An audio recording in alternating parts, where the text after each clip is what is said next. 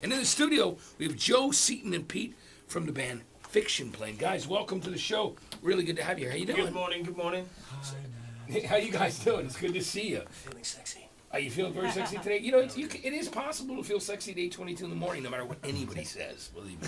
Seaton poured coffee down his pants, so he's feeling extra sexy. And extra hot, of course, too. Or extra burnt, one or the other, right? Burnt, hot, wet.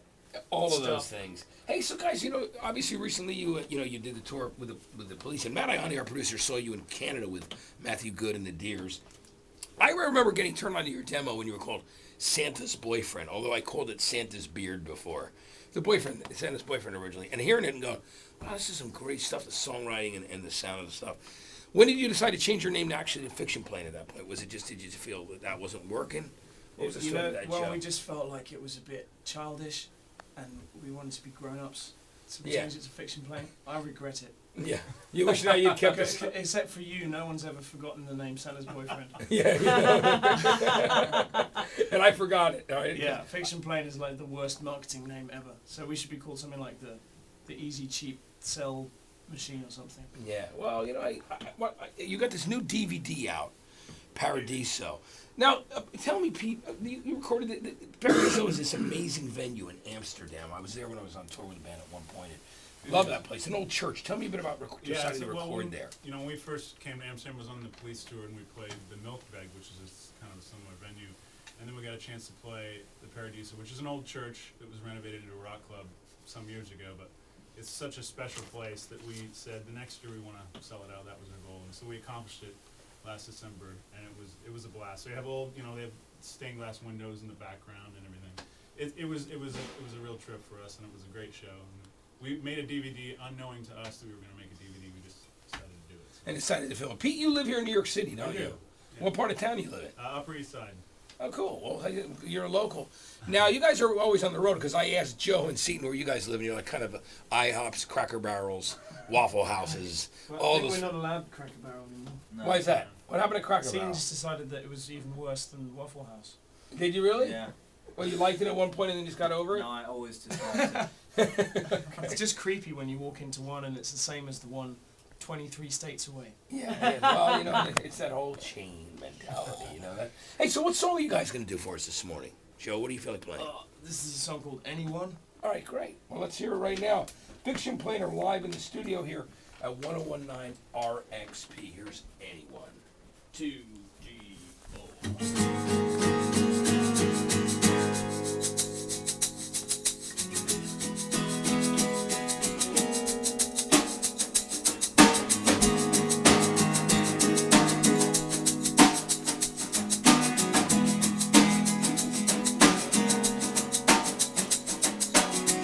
We got these machines and they run automatic. They got no feelings to steal.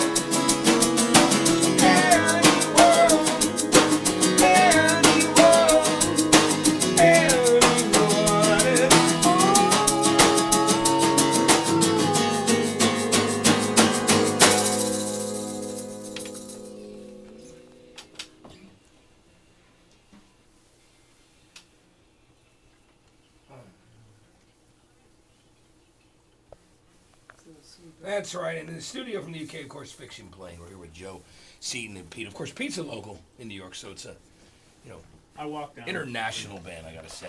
Now, Joe, your dad is obviously, you know, it's Sting, it's Joe Sumner. How young were you when you realized your dad was a musician and in a band, or did you know from the time you were a little I kid? still don't realise he's a musician. But how about you? Well, tell me this about yourself. When did you realize that you wanted to get into music, and when did you pick up your guitar for the first time? How old were you? And what were you listening I to? picked one up when I was about 9, but I couldn't play it. But when I got into Nirvana, that's when I wanted to be in a band. Yeah, you Immediately, because I realised that I could play guitar almost as well as Kurt Cobain, Yeah, so and he could make the best music in the world. So, that was a good feeling. who else did you love besides Nirvana? Who were some really influential artists to you as a kid? What is it? Pavement, Yeah, the Muppets. yeah. I can't even think. Yeah, but Pavement's great. You know, I Yeah. played Cut Your Hair about a little while ago. Oh, Pavement is just awesome and such a mess. I absolutely loved it. It's good stuff. Well, you know, so guys, you're playing tomorrow night at Arlene's Grocery at 7 o'clock, right down on Stanton Street here in New York City, 1 block south of Houston. And you guys are going on at what time? Is it 7 o'clock? It's early, yeah, it's 7. It's almost tea time. I mean, you sound great, and you know, again, Paradiso is the new DVD CD. There's also a studio album out there, which I love the title of, called Left Side of the Brain, which is a great name for a record, by the way. Cheers, man. It's very We thought cool. of it on the right side of our brains. Yeah, that's where it came from. I guess. I reckon so, sir. Use them both. That's right. Guys, thanks for coming in today. It was good to have you. It's Joe Seaton and Pete, Fiction Plane. Please go check those guys out tomorrow night at 7 o'clock. Thanks again, guys.